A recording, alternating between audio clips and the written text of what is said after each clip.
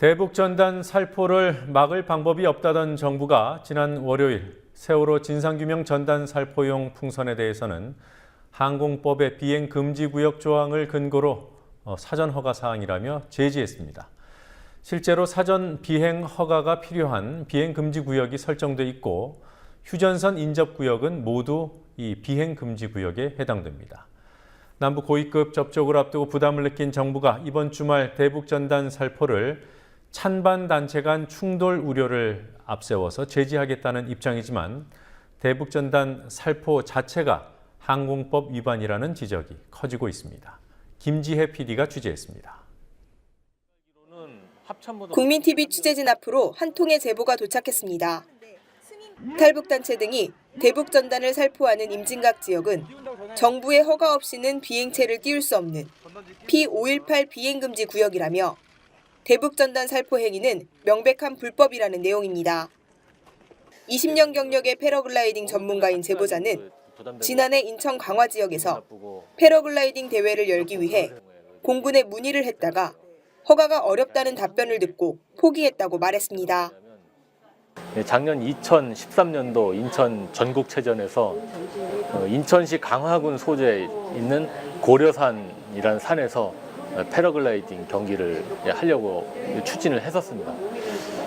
그래서 당국의 승인을 받으려고 공군에다가 연락을 하니까 그 지역은 비행이 아주 엄격히 금지되는 P518 공역이다라는 대답을 들었습니다. 거의 웬만해서는 허가를 받기가 아주 어려운 데라는 그런 대답을 듣고 저희는 이제 그때 작년 경기를 포기하고 치르지를. 그의 말은 사실일까? 일선 경찰서에 게재된 P518 비행금지구역 지도입니다. 그가 경기를 준비했던 인천광역시 강화군 일대와 경기도 파주시 임진각 일대 등 휴전선 근접 지역 상공이 P518 비행금지 구역에 포함되어 있습니다. 항공법은 이 지역 상공에 비행체를 띄우기 위해서는 반드시 당국의 허가를 받도록 규정하고 있습니다.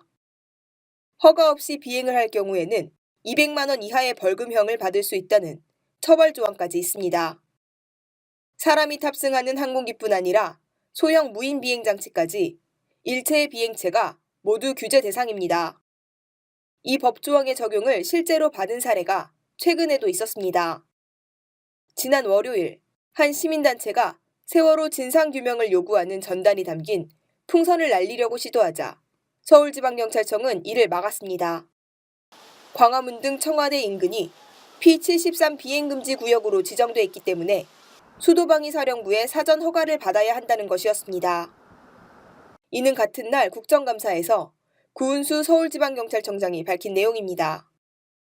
그렇다면 대북전단을 살포하는 단체들은 사전에 당국의 허가를 받은 것일까? P518 비행금지 구역의 비행허가를 담당하는 곳은 합동참모본부. 합참은 신고를 받은 적이 없다면서 허가 대상이 아니라는 입장까지 밝혔습니다. 신고하고 이런 거는 없습니다. 그 단체가 신고한 게 없다는 말씀이신가요? 아니면 5.18 영역에서 비행하는데 신고하는 절차가 없다는 말씀이신가요? 아니요, 그쪽에서 우리 이쪽으로 신고할 이유가 없는데. 전단 살포용 풍선은 조종 장치가 없기 때문에 비행 허가를 받아야 하는 비행체가 아니라는 설명입니다. 특정한 목적을 가지고 비행체를 띄우는 이상 조종이 불가능한 비행체가 더 위험하지 않겠냐는 질문에도 같은 답변만 반복합니다. 통제 장치가 없어서 초경량 비행차로 정의를 하지 않는다고 하네요. 대북전단 대형 풍선은 항공기가 아니므로 비행 통제 대상이 되지 않는다. 그걸 제가 말씀드리고 싶네요. 같은 비행금지 구역에서 같은 비행체를 날리는데도 누구는 되고 누구는 안 되는 모순도 생깁니다. 서울지방경찰청과 합동참모본부의 입장이 다르다는 국민TV 취재진의 질문에 합참은 뚜렷한 답변을 하지 못합니다. 근데 수방사 같은 경우는 좀 특별한 그때 아마 다른 뭔가가 있었을 거예요. 시설의 보호나 이런 것들이. 현재 정부는 오는 토요일로 예정된 대북전단 살포에 대해서는 타인에 대한 위해 우려가 있을 경우 동원되는 경찰력으로 제지를 하겠다고 했습니다. 일단 제지는 하지만 정부가 상황에 따라 자의적으로 판단하겠다는 입장으로 보입니다. 탈북단체는 계획대로 대북 전단을 살포하겠다고 밝힌 상태입니다. 국민TV 뉴스 김지혜입니다.